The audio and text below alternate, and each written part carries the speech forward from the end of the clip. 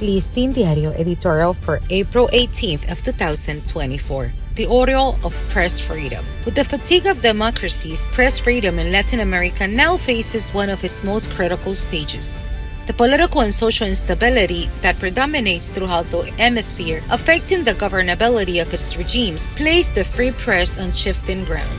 From direct actions to governments to close media outlets, making it difficult for them to survive, to arresting or trying critical journalists, the field of exercise of press freedom has begun to be limited. There are more journalists in exile and in cemeteries, and more arbitrary legislation against freedom of expression, spurred by the breakdown of the rule of law in several of those countries.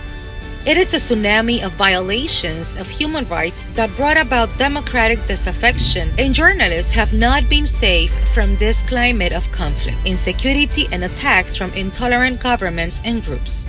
This whole picture of shadows and threats is the backdrop with which the Inter-American Press Association, IAPA, began its mid-year assembly yesterday virtually. Coinciding with the so-called electoral supercycle, the concept for power have accentuated the tendencies among political leaders to stigmatize the press and use social networks to discredit the IAPA has said.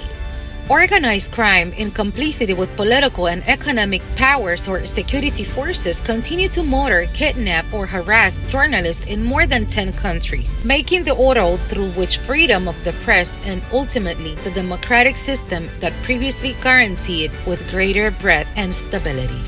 For Listín Diario, voiceover and translations by Indira Rodriguez.